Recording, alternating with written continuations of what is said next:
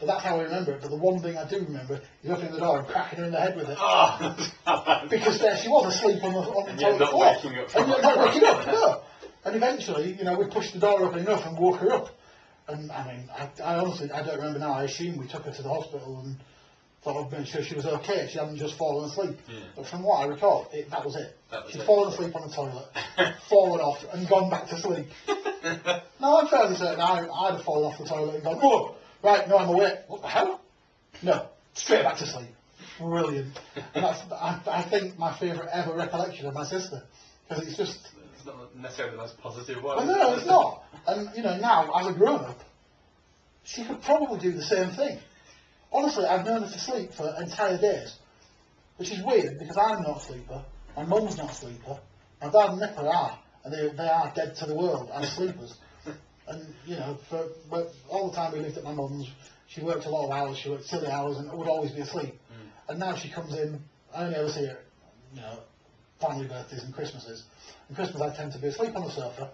She comes in at like 4 o'clock from the pub. Goes to bed, and then gets up 2 hours later and sits, sort of asleep, and sort of not, while we were opening Christmas presents. Oh, I'm tired. Have you been at work? Yeah, I'm tired, I'm going back to work.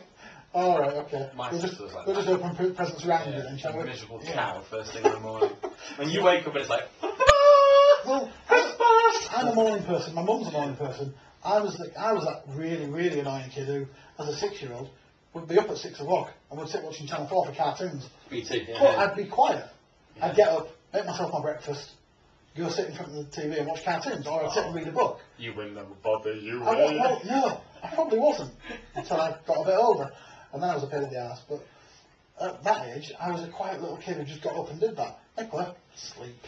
Lindsay, my younger sister, sleeps. I can remember many, many years of going, do my paper round, coming in at, 8:45, 8 o'clock, and having to get her up for school, and pretty much having to lift her out of bed, carry her downstairs and stand her up, because otherwise she wouldn't get up. I could stand next to her going, Lindsay, wake up! And I'd have to literally pick her out of bed, and it became a routine for about 4 years, when she started school, that I would come in from my paper round, lift her out of bed, take her downstairs and sit her at the table to have her breakfast, otherwise she wouldn't get out of bed. There is a condition, isn't there, when people poop, they pass out. Oh, yeah. I think there was a Scrubs episode. There is, yeah. JD does it. It's a real thing. Yeah, it's an amazing thing. They think. I've actually done that, but I remember a couple of years ago I woke up on the bathroom floor. Obviously, I couldn't remember what had happened, but it's when I had the Nova virus. Remember that horrible thing that went around a couple of, 2.5 years ago, and I had that. Wow. Obviously, sat on the toilet, been in so much pain, passed out. Straight on the floor. Straight on the floor, woke up, I forgot how I got there. So I just woke up with my trousers around my ankles. Fortunately, I'd finished by the time I passed out. Yeah, that's good. Wow. Well, thanks to your sister. Then. Yeah, that's right. Sorry, Nicola, you said it was okay. So. Yeah, and don't you dare complain. Right. Yeah, I did. That's the only bit of research I did was checking with her that she wouldn't mind me telling the story. So you've got nobody to blame but yourself. That's all you can do, really. I mean, most of the media outlets don't bother checking. No, I thought, this is my sister. We have a fractious relationship at the best of times. Yeah. I'll be nice. I'll check. She was like, oh yeah, it could be funny. Right, I'll have it then. Yeah, next week I'll tell a story that things my wife does, and I ain't gonna check. I'm sure she'll love that. Oh dear. Well, I'll tell the story then. Okay. Let's do one out. Do. Yes, I'm talking sort of family stuff as well, and this time I'm 10. Okay. So it would be in the summer of 1992. Wow, okay. But this is basically about my... Oh, that was a good year. That was a good year. I don't recall anything. I think 2 Unlimited released No No in 92. I think I remember that. See, that's my era. Oh yeah. Sadly, that is. That's when Rhythm of the Dancer was released. 1992. And the Manic Street Preachers released Suicide is Painless. Yeah. Well, really, so they had a point. Yeah. But yeah, this is about my favourite family holiday. To be honest with you, I was never very keen on going on holiday with the family. To be really honest, I've never been keen on doing anything with my family. Fair enough, no, I appreciate that. And my parents always wanted to go hot places, sunny places, and I can't stand that. I burn on an overcast day. I'm with you. I don't burn, but I'm not a fan. You're not a fan, no? Especially since I got fat. It's even less fun. There's more surface. Yeah, exactly, yeah. It's even less fun. I've always hated that. So it was quite good really, because ordinarily my parents, they go on quite nice holidays, they still do. So we'd always go to quite rare, obscure places. We wouldn't go to resorts or things like that. And we wouldn't really have beach holidays. We've got some family that live on Madeira. And we'd go and stay with them sometimes. And Madeira is sort of out of the way. It's not overly developed as a resort. It's really nice, pleasant Portuguese island and things like that. So we'd do lots of those. But one year, I think it's just something that my dad got last minute, was 2 weeks in Malta. Malta's quite a popular place to go. It was kind of a large hotel. I have been there. You have too. I mean, a lot of, I think a lot of people I know have been to Malta. It's like one of those places. I really like it. It's like a lot of people have been to Mallorca. Like stuff like that. And I don't think it's quite to that level, but a lot of those places that people go, that's a bit different, we'll go there. And it's not. That's a nice old thing.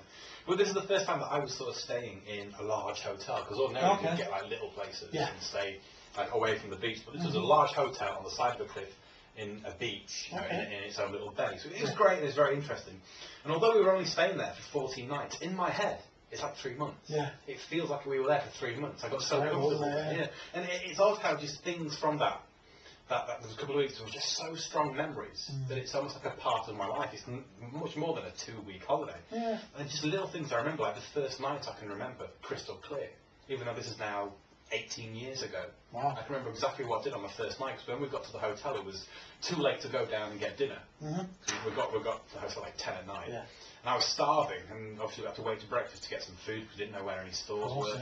My dad had a bag of peanuts. He went, there you go son, eat those, those will tide you over till breakfast. And it's the first time I'd ever eaten peanuts. And my mum, like little things I remember, my mum said, chew them well though, because you can choke on peanuts. Of course, if you throw them into your gob, you can choke. As a 10-year-old, I just thought, if you don't chew them enough, you will choke. So it took me about 3 hours to eat this bag of peanuts. Like I was really mushing them into my mouth. That's what they disgusted, isn't it? It was peanut juice. I can remember that. And I also remember, because my parents had a room, and my sister and I had a room.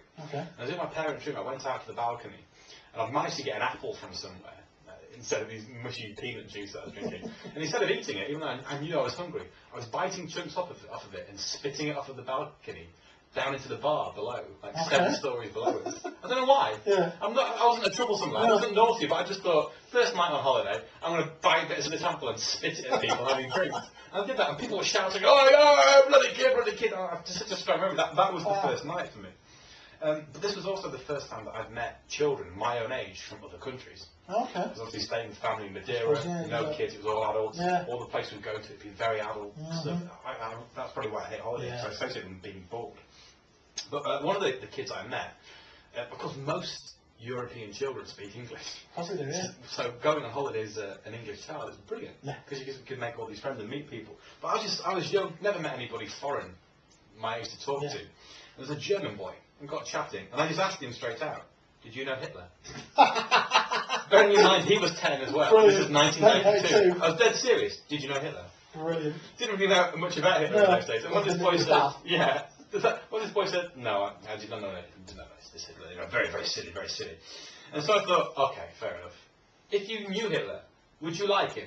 I just remember putting these questions. I'm just the first German I've ever spoken to. So all I wanted to know about was Hitler. I'd never heard of the Holocaust. Never heard of these terrible things. And apparently I really upset this boy, like quizzing him, really drilling him on Hitler, like it was a kind of subtle sort of way of dropping a bomb on this poor German guy.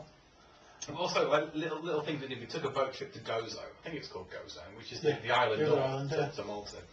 It's a really bizarre and surreal experience, because the trip was quite mundane. It was like, again, just a bunch of adults. I'll drag along with my parents, sit on a boat, go on a coach around the island, come back on a boat. But on the ferry over there, we're in a group from the hotel. There's this older guy talking, chatting to everyone, sort of life and soul of the party. And I'm thinking, this is a really cool guy. I was chatting to him too. He's good with kids. Chatting to me, my sister, talking to my dad. Oh, this is a really nice guy. This is the kind of guy that I'd like to be. Sort of the thing that goes through your head when you're 10. I can see that. I thought, actually, he looks a bit like me. He was sort of like how I perceive myself when I'd be older. He had blonde hair, so I was blonde hair. He was a little bit chubby. He was English, and I think he was from Yorkshire. He had a slight sort of Yorkshire accent. But I thought, I don't know how I got this